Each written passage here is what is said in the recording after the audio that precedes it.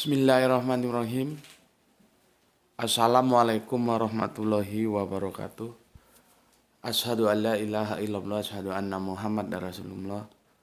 Allahumma sholli ala sayyidina Muhammad wa ala ali sayyidina Muhammad. Kama sholaita ala sayyidina Ibrahim wa ala ali sayyidina Ibrahim. Bil alamina innaka hamidum majid. Sebelumnya kita panjatkan dahulu doa kepada Gusti Allah ingkang Maha Agung. Untuk saudara kita yang telah memberikan sholawatnya kepada channel dakwah ini, ya. Semoga infak dakwah yang diberikannya menjadi catatan langit, amal soleh bagi mereka dan keluarganya kelak. Begitu juga untuk seluruh viewer terkasihku dimanapun kalian berada. Aku ucapkan terima kasih atas appreciate-nya, ya. Anti skip, anti download, dan semoga ikut men-share menu-menu kajian dari link dakwah ini, ya. Dan itu semua menjadi harapanku sehingga kalian punya bukti bahwa kalian telah mengambil bagian dalam aktivitas dakwah. Dan tak lupa juga atas doa-doa baiknya, matur nembah nuwun, terima kasih. Semoga kebaikan doa itu juga tercurahkan kepada kalian semua. Aku sedikit mereview karena ini lanjutan dari yang kemarin tentang sebuah tajuk mampir ngombe, ya. Yang kita beri tajuk Starway to Heaven. Jadi ini merupakan seri yang kedua. Maka untuk yang melihat seri yang kedua ini, sebelum melihat seri yang ke-1, aku berikan guiding untuk melihat dulu seri yang ke-1 biar kerangka berpikirnya itu holistik. Jadi dia tidak terpotong. Di sini subuh jam 4.24 menit, ya. Ini tadi pada subuh langsung kita naik rekod. Aku sedikit mereview, ya. Kemarin bisa kita simpulkan bagaimana Robert Plant, itu vokalis dari Led Zeppelin, itu dia membaca semua lintasan waktu yang dia isi dengan kehidupannya yang telah lalu. Kalau orang Jawa bilang sampai dia ketenggengan. Ketenggengan itu apa ya? Apa ketenggengan Indonesianya itu? Tertegun, ya. Dan kita tahu kita bukan time track. Time track itu adanya di film. Kita bisa kembali ke masa lalu kita, ya. Itu ya adanya di film, ya. Kemudian lewat surat Al-Asr kita lihat bahwa kita sudah diperingatkan bahwa hati-hati terhadap waktu, dan dia adalah rezim yang tidak kenal kompromi. Artinya kalau kita tidak hati-hati terhadap waktu yang akan menggorok seluruh kehidupan kita, ya. Tapi mungkin nanti satu saat aku akan memberikan tafsiran alternatif tentang surat Al-Asr juga. Aku kira itu masih dalam request yang diantrikan lah, ya, masih dalam antrian. Kalau memang perlu nanti kita hadirkan. Tapi setidaknya dalam mampir ngombe kali ini kita sudah diperingatkan oleh Allah supaya bersikap hati-hati terhadap waktu. Kemudian kita lihat bagaimana Fir'aun dia bertobat, tapi ketika itu sudah masuk waktu yang game over. Dia percaya, kalau begini gue percaya dah sama Tuhannya orang-orang Israel gitu. Tapi Allah bilang no. Kemarin lu kemana?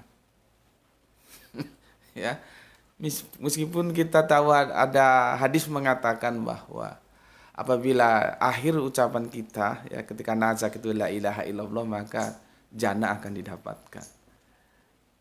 Dan itu dipenuhi oleh Fir'aun. Cuman tempus delictinya, ya.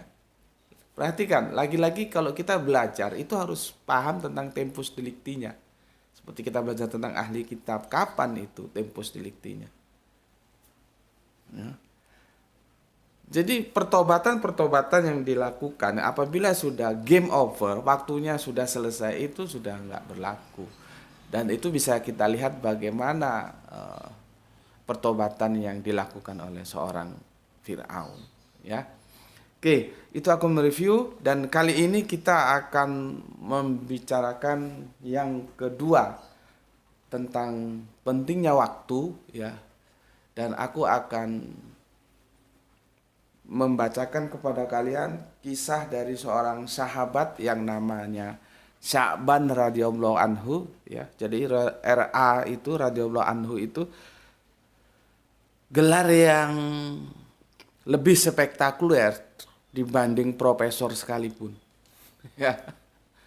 Profesor itu gelar-gelar yang berlaku di duniawi. Itu perlu, tapi gelar radhiyallahu anhu itu jauh lebih perlu, ya. Oke, aku akan menukil sebuah kisah dari sahabat Nabi yang bernama Sya'ban. Tentunya kalian sudah tahu lah ya, cerita ini cerita populer ya. Cuman aku akan membidiknya dari sisi yang lain, memberikan stressing dan kemudian membagikan kepada kalian bagaimana kita akan mengambil hikmah dari cerita ini. Oke, Bismillahirrahmanirrahim. Jadi gini ya, sahabat Nabi ini yang bernama Sya'laban ini ya, dia itu punya kebiasaan kalau kita bilang mojok lah ya, mojok. Jadi ya aku juga begitu, ngambil tempat yang biasa aku merasa nyaman, aku di masjid sebelah mana, kalau di sini di langgar sebelah mana itu mojok gitu.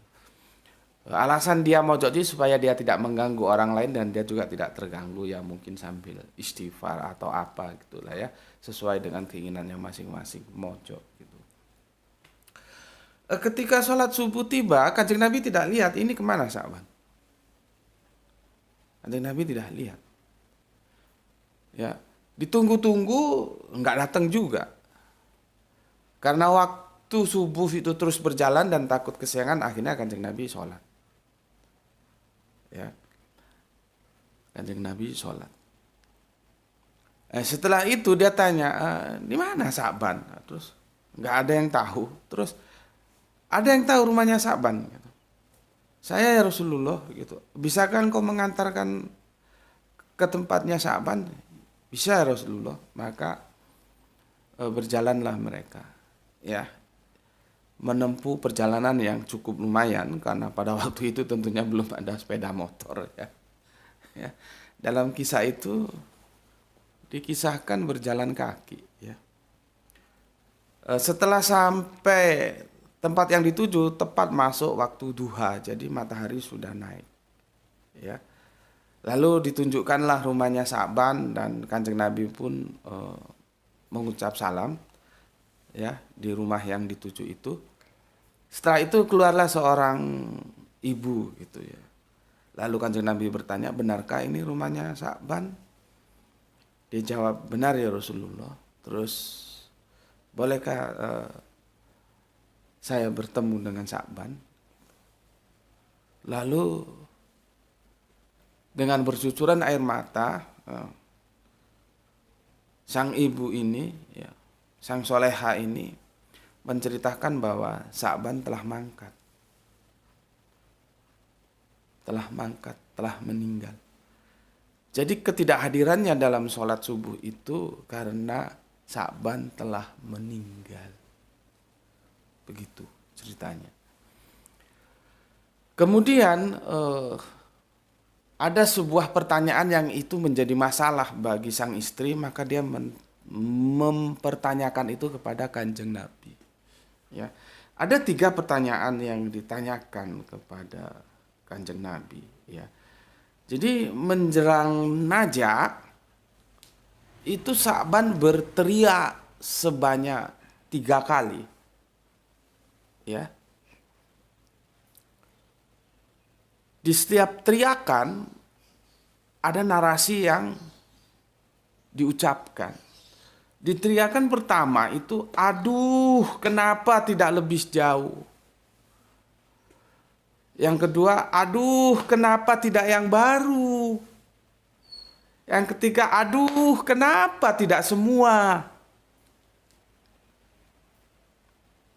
Teriakan-teriakan itu berupa sebuah penyesalan yang bisa kita tarik dalam pemahaman kita supaya lebih gampang.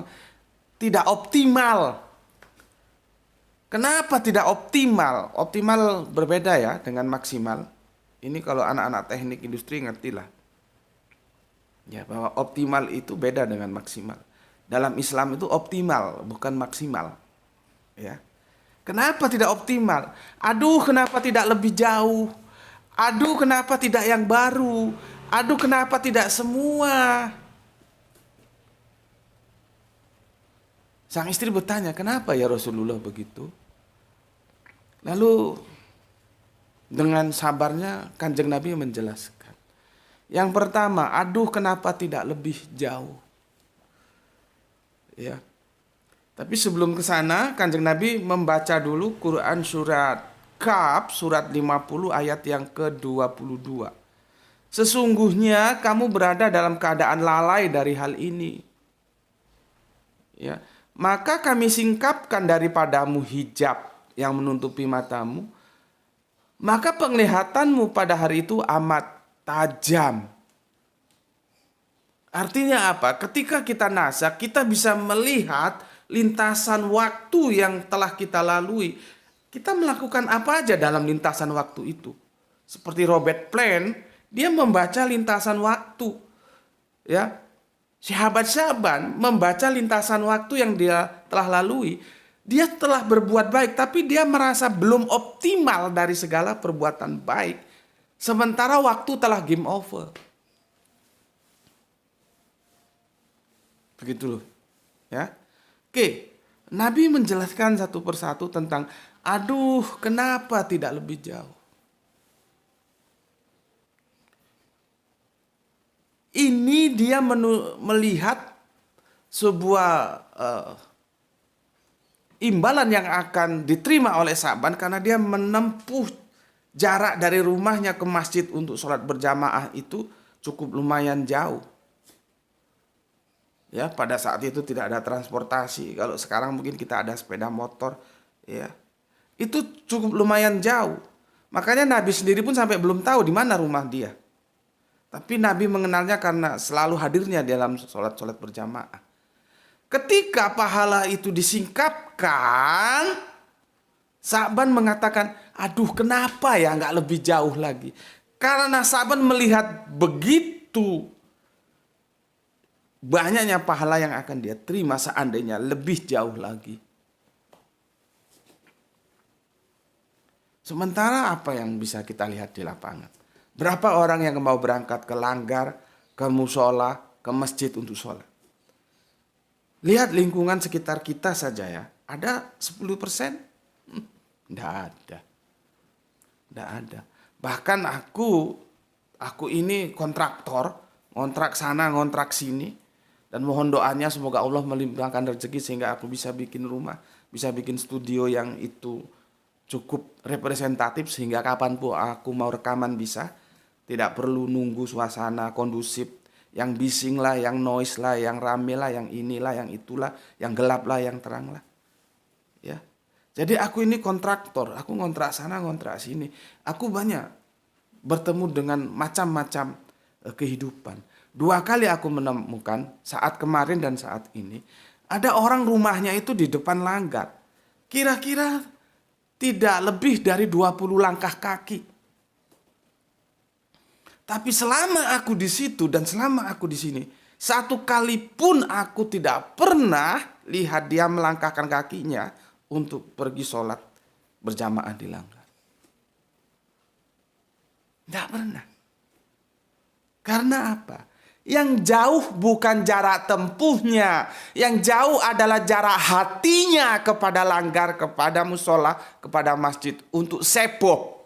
Orang Jawa bilang sepo. Sepo itu bertemu dengan yang maha mengasihinya. Maka tempat pertemuan itu kalau kita ke Keraton Jogja Solo disebut Paseban. tempat pertemuan antara kawula lan para rajanya. Dia tidak tergerak hatinya untuk sebo, untuk menemui Sang Maha Kekasih yang mengasihinya, yang membuat dia hidup dan mati. Jadi jauhnya jarak itu tidak menjadi masalah asal secara hati kita dekat. Maka kita untuk berusaha melakukan perjalanan untuk menempuh tempat pertemuan kita dengan Allah, yaitu di langgar, di musola, di masjid. Kenapa yang dua ini, tetanggaku dulu dan kini, tidak mau? Padahal jaraknya hanya tidak lebih dari beberapa langkah kaki lah. Taruhlah 10-20 langkah kaki. Orang dilihat dengan mata aja nampak kok. Tapi tidak mau. Karena yang jauh bukan jarak tempuhnya, tapi yang jauh adalah hatinya. Ketika hati jauh, maka seberapapun dekat jarak tempuhnya, dia tidak akan mau menempuh. Beda dengan Sa'labah. Beda dengan Sa'ban. Sa'ban yang dekat hatinya, seberapapun jauh jarak tempuhnya, dia akan lalui demi menemui Sang Kekasih, yaitu Gusti Allah ingkang Maha Agung yang maha mengasihi kita. Itu namanya sebo, pertemuan. Maka langgar, musola, masjid, itu bisa juga kalau dalam perspektif antropologis Jawa disebut paseban, tempat pertemuan. Di sanalah kita bertemu. Di sanalah kita sholat berjamaah. Ya, sementara Sa'ban dengan melihat pahala yang akan dia terima, dia menyesal, kenapa tidak lebih jauh lagi sehingga aku bisa mendapatkan lebih banyak. Tetapi waktu telah game over. Tidak mungkin Sa'ban hidup lagi dan memilih tempat yang lebih jauh supaya dapat pahala lebih banyak lagi. Tidak bisa. Sudah game over. Waktu telah selesai. Oke. Begitu yang pertama. Yang kedua, Sa'ban meneriakkan setelah aduh kenapa tidak lebih jauh. Aduh kenapa tidak yang baru. Lalu dijelaskan ya. Pada satu ketika Sa'ban akan berangkat ke masjid, dibukalah jendelanya dan angin dingin masuk dan menusuk ke dalam tubuhnya dan dingin itu begitu mencekam. Ya, aku sih belum pernah hidup, apalagi hidup naik haji aja kan belum pernah, apalagi naik haji umroh aja belum pernah. Jadi aku belum pernah merasakan, tapi kata teman-teman yang pernah haji, pernah umroh dan pernah bekerja di sana, dinginnya gurun pasir itu ketika dingin itu dingin banget. Kalau kita pakai istilah lagunya Doel Sumbang itu membacok tulang masuk ke dalam tubuh kita sehingga dia membacok tulang-tulang kita dengan kedinginannya yang amat dingin. Sa'ban mau berangkat, dibukanya jendela, angin gurun dingin membacok tulangnya. Akhirnya dia pakai dua baju. Baju yang bagus ditaruh di dalam, baju yang luar ditaruh, baju yang keseharian, yang biasa dia taruh di luar. Artinya supaya yang di dalam kalau kena debu, kena apa-apa kan terlindungi. Gitu loh. Dia pakai dua baju supaya hangat. Di tengah perjalanan dia ketemu orang yang kedinginan. Lalu diberikanlah bajunya Sa'ban, ya secara teknis lebih gampang buka yang luar kan. Yang luar diberikan yang keseharian, yang bagus kan taruh dalam. Yang baju biasa dikasihkan dan dia diajak bersama-sama untuk sholat jamaah ke masjid. Ya. Begitu pahala itu ditunjukkan menjelang nazaknya, ya, sahabat Sa'ban menyesal. Kenapa tidak yang baru? Kenapa tidak yang lebih bagus aku kasihkan supaya aku mendapatkan yang lebih banyak lagi? Jadi Sa'ban merasa tidak optimal. Tapi waktu telah game over. Ya, telah game over.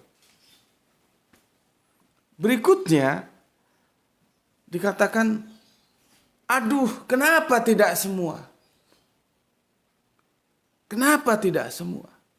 Lalu dijelaskan di situ bahwa ketika Sa'ban, kalau bahasa kita mau sarapan gitu ya, kalau di sana ya roti ya susu gitu ya, kalau di kita mungkin ya apa ya? Ya nasi goreng kira-kira gitulah ya. Ada seseorang yang kelaparan. Lalu Sa'ban membagikan susunya menjadi 2 bagian dan rotinya menjadi 2 bagian dan dia makan bersama. Begitu pahala itu ditunjukkan dan Sa'ban pun juga menyesal. Kenapa tidak semua aku kasihkan?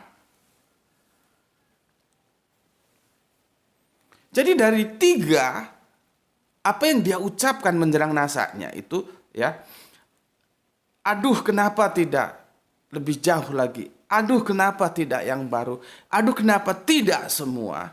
Itu karena Sa'ban masih merasa kurang optimal untuk berbuat baik. Ya. Tentang aduh kenapa tidak semua itu perlu aku jelaskan begini. Islam itu optimal ketika sahabat Abu Bakar ingin menyumbangkan perang itu pakai duit loh ya. Aku kan berkali-kali bilang orang mau dikubur, mau mampus, mau mati juga pakai duit. Jadi nggak ada kehidupan yang tanpa duit. Kita dakwah gini ya pakai duit. Ya. Perang itu pakai duit loh ya.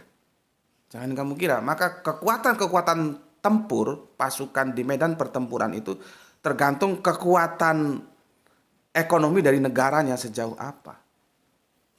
Dan perang itu mahal. Pada saat itu kita mau berperang dan kita tidak punya dana, sahabat Abu Bakar itu menyumbangkan seluruh harta kekayaannya kepada Kanjeng Nabi untuk biaya perang. Tapi sama Kanjeng Nabi ditolak. Kanjeng Nabi bertanya, lalu anak dan istrimu, keluargamu, saya serahkan kepada Allah ya Rasulullah. Kanjeng Nabi bilang, oh tidak boleh begitu. Lalu yang diterima berapa? Maksimal itu 1/3 dari yang kita miliki. Nggak semua, nggak maksimal. Nggak maksimal maksudnya semua, tapi yang optimal itu 1/3. Kalau kita bawa ke maksimal, sebanyak-banyaknya yang bisa kita berikan, yang boleh kita berikan itu 1/3 dari yang kita miliki. Itu yang optimal dalam kurung maksimalnya, optimal yang maksimal. Ya. Nggak tahu kamu ngerti nggak aku jelaskan gini ya, optimal maksimal ya.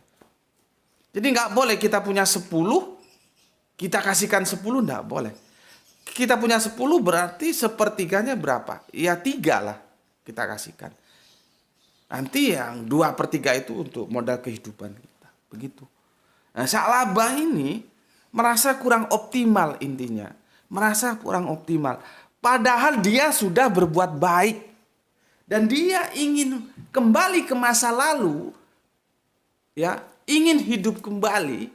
Supaya dia ingin melakukan yang lebih optimal lagi semampu yang dia bisa lakukan. Coba. Dari ini semua bisa kita menarik sebuah hikmah. Apakah kita telah melakukan sesuatu yang optimal? Dalam menyambut hari-hari yang itu pasti. Itu pasti dan pasti dan pasti. Sakaratul maut itu kita temui.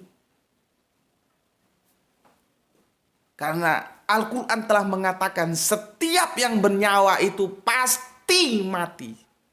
Tidak ada kata tidak. Mau kamu raja kek, mau kamu presiden kek, mau kamu pengusaha kek, mau kamu kere kek, mau kamu rakyat biasa kek, mati. Yang jadi masalah, kita sudah tahu belum bahwa kehidupan dan kematian itu jaraknya seperti telapak kaki dan sandal jepit kita. Nggak begitu jauh. Artinya sebelum waktu kematian ini hadir, sudahkah kita mempersiapkan yang optimal? Supaya nanti ketika sakaratul maut kita tidak menyesal. Sa'ban telah melakukan yang baik. Baik dan baik. Itu saja dia masih merasa kurang optimal. Apalagi yang belum melakukan apa-apa untuk kebaikan kehidupannya, kebaikan agamanya. Terus bagaimana nanti kalau kamu sakaratul maut dan kamu ingin hidup kembali? ingin masuk ke time track ketika waktu sudah game over, semuanya tidak bisa. Bahkan kalau kita lihat di Al-Quran itu ada ayat yang menjelaskan seandainya orang kafir itu ingin bisa hidup kembali ke dunia lagi, dia ingin taat sama Allah, tapi sudah game over, waktu sudah selesai. Waktu tidak pernah berjalan mundur. Sekarang kita berpikir terhadap diri kita masing-masing, termasuk aku. Apakah kita sudah optimal? Agama kita mengatakan, kalau kamu punya onta, ya beri ontamu. Kalau kamu punya kambing, ya berikan kambingmu. Kalau kamu punya ayam, ya berikan ayammu. Kalau kamu punya telur, ya berikan telurmu. Artinya proporsional. Yang paling tahu siapa kamu itu onta, kelasnya apa kamu itu kambing, apa kelasnya kamu itu ayam, apa kelasnya kamu itu telur, itu yang paling tahu diri kamu sendiri. Bukan orang lain. Lalu kamu bertanya, sudah pantaskah, sudah optimalkah yang aku berikan untuk kebaikan dunia dan akhirat ini? Sa'ban sudah melakukan dan dia menyesal. Kenapa tidak optimal? Itu yang sudah melakukan merasa belum optimal. Yang belum melakukan ini gimana? Kalau nanti waktu kematian itu datang. Kan itu masalahnya. Ya. Jadi hati-hati terhadap rezim waktu ini. Ya. Jangan kita membohongi orang lain, bisa kita bohongi, tapi diri sendiri dan Allah apa bisa kita bohongi? Kalau proporsimu itu onta, ya kamu memberikan onta. Jangan kamu proporsimu onta, kamu beri telur ayam. Tapi jangan juga kamu kelasmu telur ayam, kamu beri onta. Enggak boleh begitu. Sesuai dengan proporsinya. Ya, makanya aku bilang kemarin ya di Supistik juga ya. Yang satu yang jual es keliling keluar masuk gang itu memasukkan 1.000 rupiah ke kota amal, dengan yang satu yang ini bos base ya, ini bos base, artinya dia punya perusahaan bis antar provinsi ya, dia memasukkan 100.000 ke dalam kota amal. Jangan kamu kira yang 100.000 itu bisa mengalahkan yang 1.000 rupiah. Karena yang satu memberikan dalam kepapaan, yang satu memberikan dalam kelimpahan. Hati-hati. Ya. Jadi siapa ya dirimu itu yang tahu kamu sendiri sama Allah seberapa pantas yang kamu harus berikan kepada kehidupan kebaikanmu, baik itu kebaikan humanis, sesama, menolong, tolong siapa saja yang perlu bantuan, atau untuk kehidupan agamamu, membantu dakwah, ya, membantu siar-siar dinumloh, siar-siar Islam ini. Apa yang bisa kamu lakukan, kamu lakukan. Kalau kelasmu onta, ya berilah onta. Kalau kelasmu telur, ya nggak apa-apa kasih telur. Yang nggak boleh itu kelasmu onta ngasihmu telur, atau kelasmu telur ngasih onta. Nggak boleh, ya nggak boleh begitu. Tetapi itu pun harus kita perhitungkan masa-masa, ya. Padahal kita sudah melakukan kebaikan, apalagi yang belum. Sa'ban itu sudah melakukan kebaikan loh ya. Dia bukan tidak melakukan, dia melakukan kebaikan. Tetapi ketika waktu nazar itu datang dan semua diperlihatkan, ya. Kalau kita sekarang mungkin CCTV-nya disetel ulang gitulah ya kira-kira. Sebagaimana Robert Plant, ya, terkesima, tertegun, ketenggengen kata orang Jawa, ketika lagunya yang dia populerkan ketika dia masih hidup dalam waktu-waktu muda dinyanyikan oleh orang lain, di cover dengan orang lain, dia terkesima, dia tertegun bahwa waktu sudah tidak berpihak. Maka mampir ngombe kita kali ini kita belajar bagaimana kita bisa memanage waktu sehingga waktu itu tidak menggorok kehidupan kita, tapi untuk bisa melakukan itu pandai-pandailah memanage waktu. Seperti pesan Gusti Allah Ingkang Maha Agung, wal asri, demi masa. Ya, karena kalau najak sudah datang, sudah game over, kamu tidak bisa mau kembali ke waktu kehidupan semula. Tidak bisa. Dan setiap kita pasti menemui kematian. Itu mampir ngombe pagi ini ya, semoga ada hikmah yang kita ambil. Semoga cerita-cerita sufistik ini setidaknya bisa menjadi inspiration bagi kita semua. Oke, selamat mengais rezeki ya. Dan semoga kita bisa menjalankan ibadah puasa ini dengan tuntas ya, dan semoga diberikan barokah kesehatan sehingga kita bisa ngaji bareng lagi insya Allah nanti senja pukul 17 kalau tidak ada rintangan ya. Biasanya ada rintangan sinyal, kesibukan dan segala macamnya. Oke, bismillahirrahmanirrahim. Sampai ketemu lagi. Alhamdulillahirabbil alamin.